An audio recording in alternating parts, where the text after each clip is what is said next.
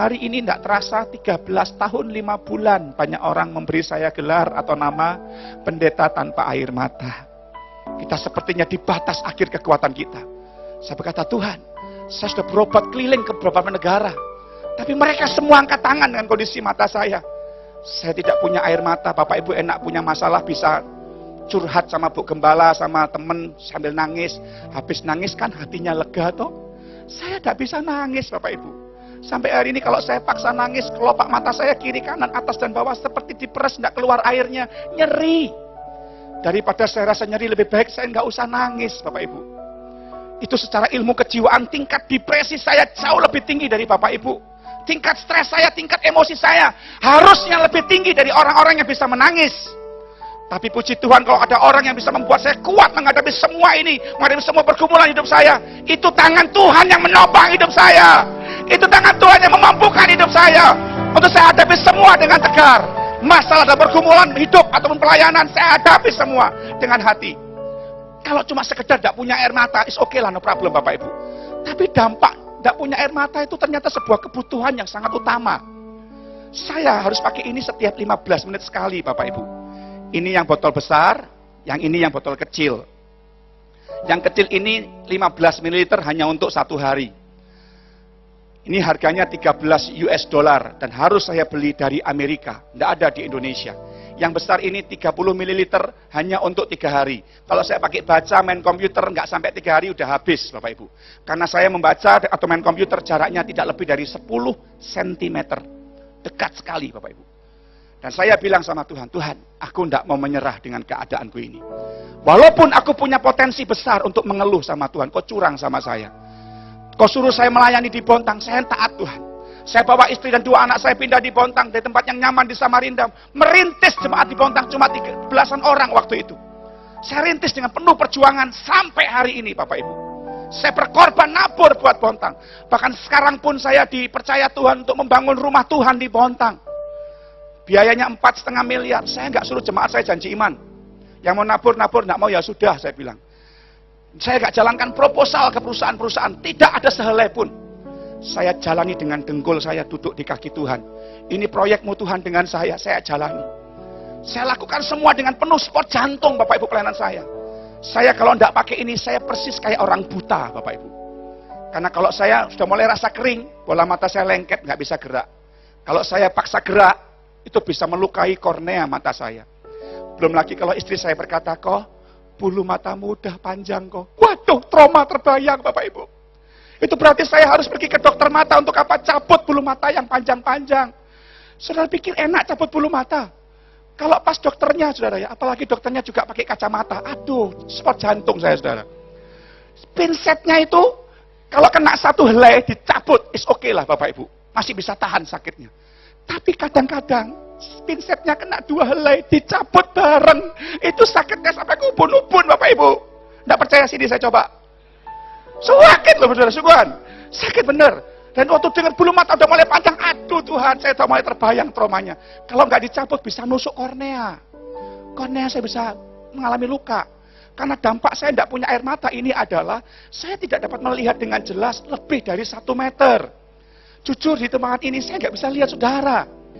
Yang namanya jatuh dari tangga ini, wah sudah sering saya Bapak Ibu. Sudah sangat sering. Karena sewaktu-waktu sangat berbahaya sekali dengan kondisi mata saya seperti ini. Bisa bayangin nggak saudara? Dalam kondisi mata seperti ini loh, Tuhan tuh kok sepertinya tega dengan saya.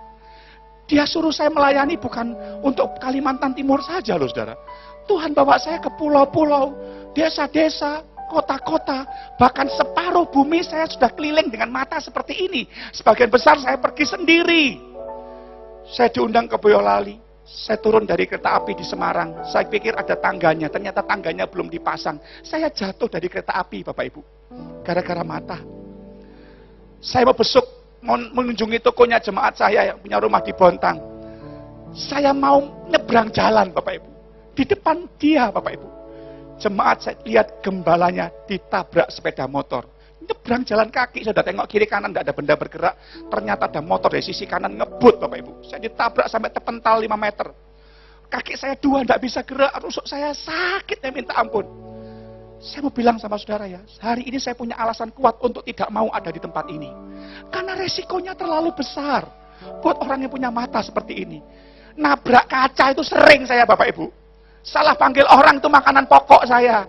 Tapi saya bilang, Tuhan, aku tidak pernah ngeluh dengan keadaan seperti ini. Walaupun sewaktu-waktu maut di depan saya. Karena itu saya anggap kasih karunia kepadamu. Hari ini, Tuhan tidak pernah salah. Saya yakin Tuhan juga nggak salah mengizinkan mata saya seperti ini. Puji Tuhan, bulan November yang lalu saya merilis album saya. Judulnya Walau Tanpa Air Mata. Di depan ada mungkin dijual, isinya juga ada lagu-lagu saya dan kesaksian saya. Kenapa mata saya bisa seperti ini.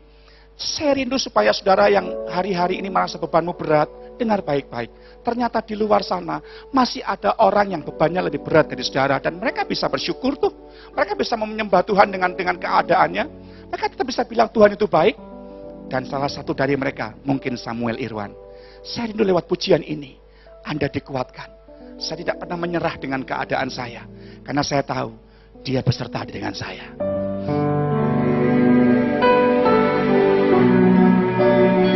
Pujian ini terinspirasi dari seorang anak Tuhan yang diberkati mendengarkan kesaksian saya. Dan dia membuatkan lagu ini buat saya. Tanpa mata pun ku kan melayanimu, tanpa mata pun selalu mencintaimu. Apalah arti hanya tanpa air mata, semua yang ku punya untuk kemuliaan-Mu. Ku mau melayanimu, ku mau mengasihimu ke ujung dunia. Kau utus, ku siap melayanimu. Kau berjalan bersamaku, lewati maut di depanku.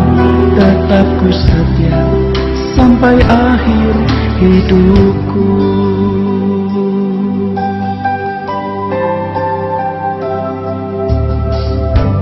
Tanpa mengeluh ku jalani hidupku, dengan bersyukur ku terima kehendak-Mu. Sebab Kau bekerja di segala perkara untuk mendatangkan kebaikan bagiku.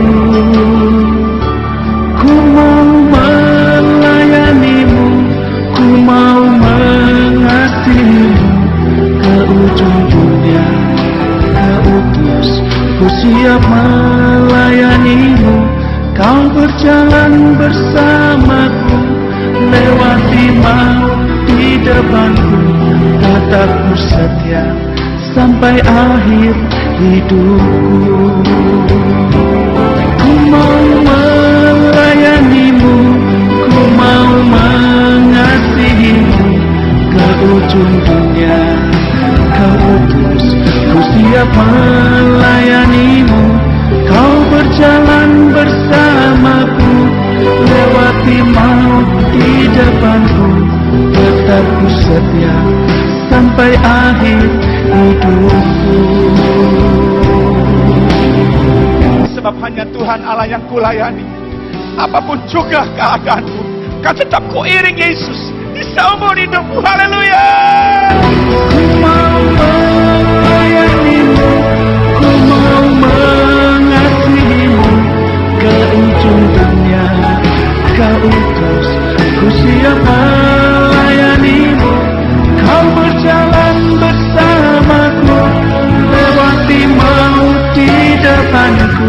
Tetap ku setia sampai akhir hidupku.